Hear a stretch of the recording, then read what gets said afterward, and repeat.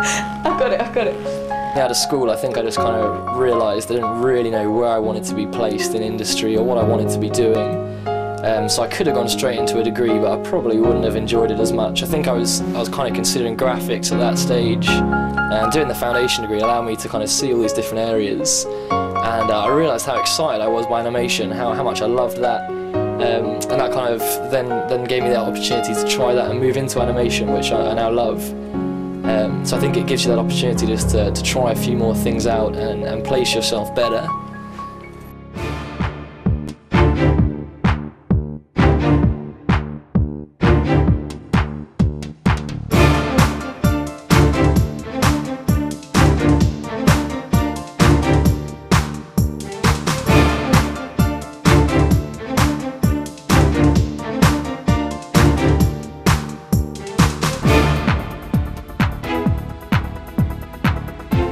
What inspired you to go into animation? I think probably initially it was, I used to enjoy all this kind of like science fiction things, Yeah. sort of like the Star Treks and the Star Wars and all that, and I think probably if I went back and looked at my earliest animations, it was tending to be all spaceships and space scenes and things like that. So and then I got into doing kind of characters and how fun it was to actually create a character out of nothing, to just kind of start with a box and end up with something that's actually got a personality and that you can do anything with. So yeah, and that was always quite enjoyable. What are the skill gaps that you've identified in the animation sector? Basically, there are a lot of areas that are missing, in my opinion, and I think some of those are the teaching of the fundamentals of animation, and the reasons why you're learning what you're learning, and then how to actually expand on those aspects to be more creative. What makes a good animator? A great place to start. It's might be a bit of a shameless plug. This book is like the Bible for animators. It's by the guy who actually animated Who Framed Roger Rabbit. I don't know if you've seen that, but it's a really great book. So something like this is a great place to start to get to thinking. So he goes through kind of the basic movements. I mean, all you're doing in animation is faking movements, so it's getting a series of stills to look like things are moving. So it's thinking about kind of timing and movement. I mean, even in a digital world, so when you're working 3D animation on a computer, the basics start here. So what does movement look like? All the different shapes here of how a person moves, how they bend. How can a foundation degree help fill the gaps in the animation sections that the degree at the moment isn't filling? I think if the foundation degree is set up properly, and it's set up in stages. So right from the beginning, the student has an understanding of all the basic principles, right from hand drawing, hand drawing sketches and animation and storyboarding, the script and elements of the script where they should be involved in it at certain aspects, and actually having input with the storyboarding and with the concept art and stuff to make sure that everything's strong and rigid. It's a whole thing of planning. In this game, if you don't plan something out properly and you just begin modelling and animating, it's never going to work. You have to make sure the plan is right and it's all planned out well. So I think the foundation degree needs to make sure that the students have an understanding of all of the different areas to be able to then get to a stage where they then get the modelling understanding, they then get the animating understanding, the lighting, the rendering, the post-production, and right down to actually, okay, how does it actually get seen on the screen? Different codecs, different encoding that you would do. What's the difference between NTSC and PAL? I mean, just those sort of, fundamental things. I mean, high definition now, you've got full HD 1080, you've got 720, you've got sort of like the in-betweens that these TVs are giving different resolutions and things, and it's understanding, why should we do something 1080 or 2K or 4K, and that's making sure that that foundation degree covers those sort of aspects. What will the role of creation studios be in actually helping with the foundation degree, helping students in gaining that all-important work experience and gaining the skills that they need? I think there's a couple of areas there.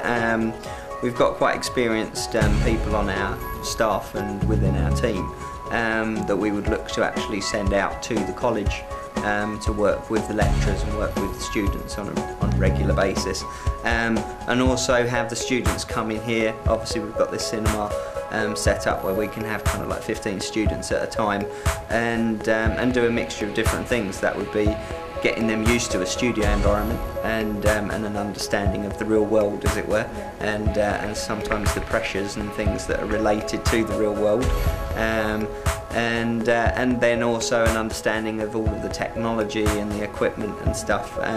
Things like we've obviously got the in-house render farm and post-production suites and different things like that, on how we do different things, and some of the techniques that we use in-house, as well as, you know, within the university or within the college or the university as well.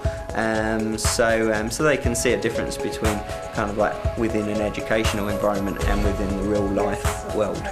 Completely selfish from our point of view, but obviously one of the reasons from the course and the looking in the educational side was purely because, you know, it's ideal for us to actually spend a couple of years with students and go, oh wow, that one was fantastic, that was fantastic. We'll be offering them a job. I think for the first year, where I was saying it's important to have all a basic understanding, I think for perhaps the second year, that's important then to actually put all of that understanding into practice.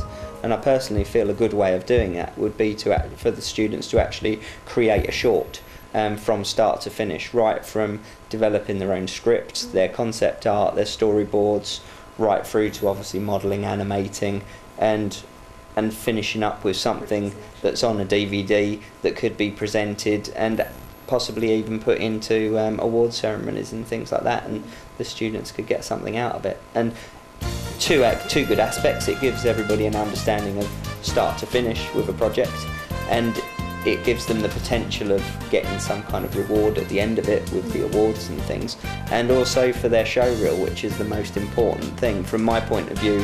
When I have a student come to me, or anybody come to me, even an experienced person who's worked on Harry Potter and things like that, if they give me a show reel which I watch and I'm not impressed with it, no matter what their credentials are and their education and their experience, if they're not showing me something that I'm wowed by, then I'm not going to be impressed. And I can have somebody that's got no experience, no credentials, show me a show reel, and it's absolutely fantastic and blows me away. And you know, that's what it's all about. So, do you deem artistic skills more important than computer skills? Would you prefer an animator to be able to work well with a computer, or to have the essential drawing skills in order to develop characters and actually produce them?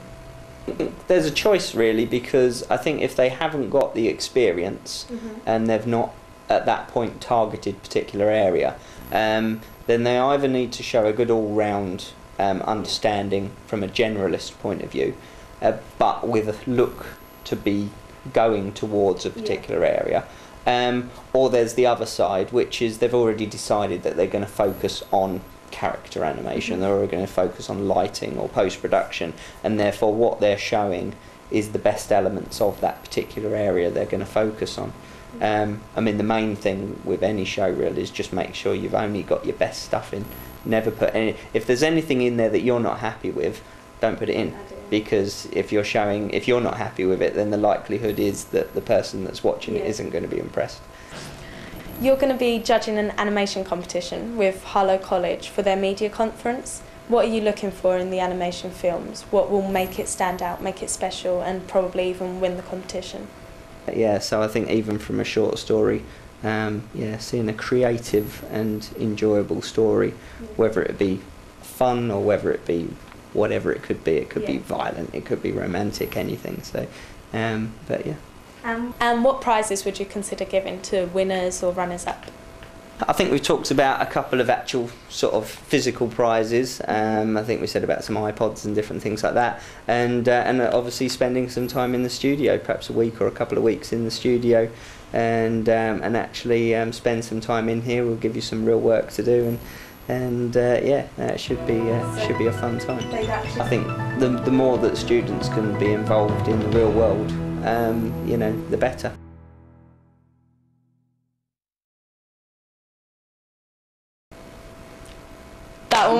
was my best one.